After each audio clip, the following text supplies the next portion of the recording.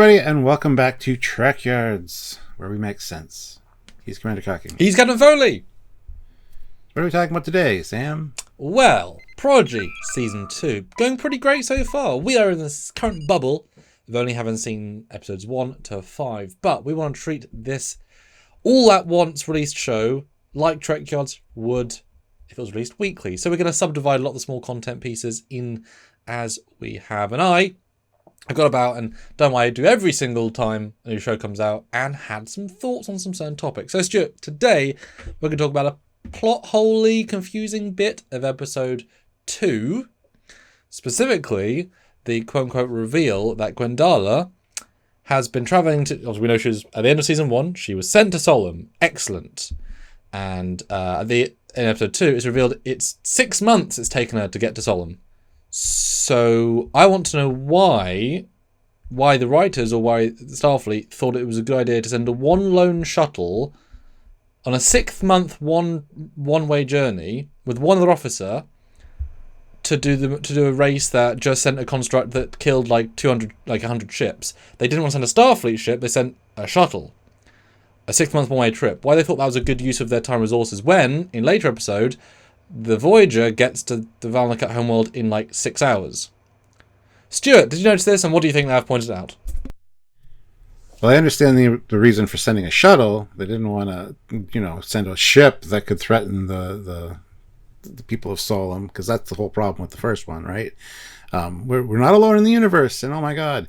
So yeah, let's send just a shuttle with 2 people. I get that, but the 6-month thing, I missed. I didn't hear that it took 6 months for them to get there. So the entire bit between seasons 1 and 2. I think the real reason is they just didn't have anything for Gwen to do in between. So the time jump had to be only for one set of characters. But can you imagine being stuck in a shuttle for 6 months with a lady? Like, just those two? It's a very long time.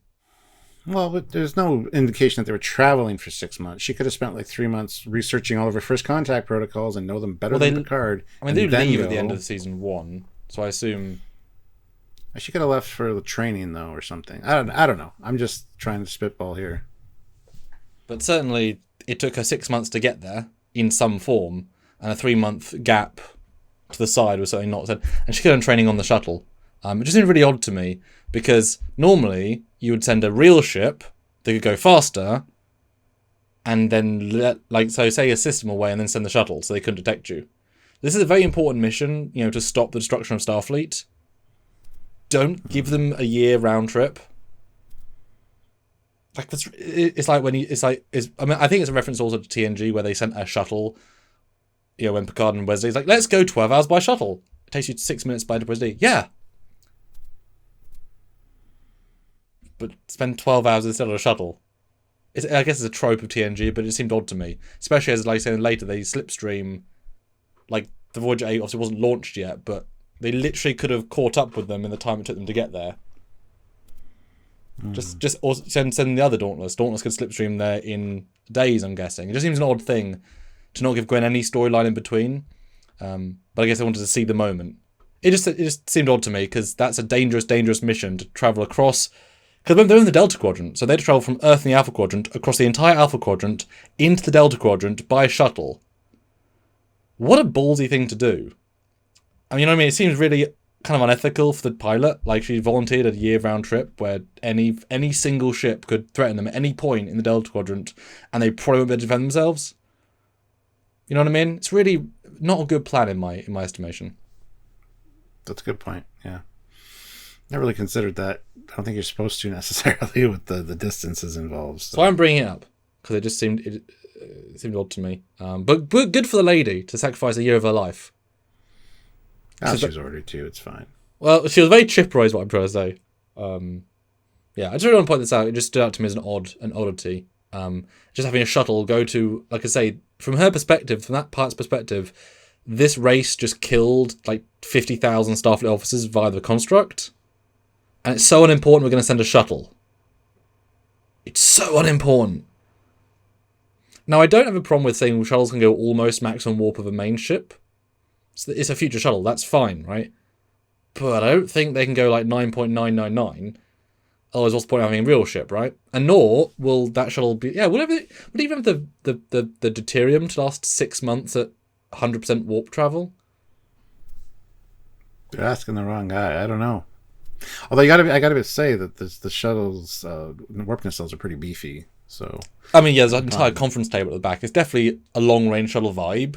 Yeah. Although that first shot that I have here, the height of the window shows they obviously worked out the scale, and then it's like, oh no, people scale, it kind of breaks because why is the ceiling like 7 or like 3 people? That's kind of an awkward shot. Again, you're not meant to think about it. But we do. And now you do too. Yeah. I just she's such an important character for having been in the shuttle for 6 months felt a bit mean. Yeah. It's an interesting point, yeah. Did you notice it? Did you not? Let us know. Yeah, I certainly didn't. So anyway, let us know in the comment section down below what you thought about this, what you think about this, now that you are thinking about it. We want to hear from you guys. And be sure to hit the like button. We're going to do a lot of little breakdown videos like this, as we tend to always do. And if you don't want to miss any of those, make sure you're subscribed and click the notification bell icon to all. Or join us for lives, where we talk about this very thing with you guys in real time. If you have anything you noticed that you want to bring up, join us for a live and we'll talk about it.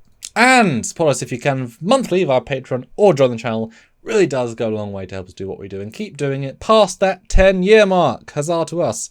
Or one-time donations via Super Chat or our live Super Thanks on a video, or trekyards@hotmail.com if you want to help what we do as like a anonymous donation. Because thank you. Indeed. So until next time, which might be 6 months, I don't know. He is Commander. Well, in fairness, we are doing the slow way out reviewing these things, so we are choosing to do the slow mission. So, yeah. And he's Captain Foley. We'll see you guys next time. Bye, guys. Bye, everybody.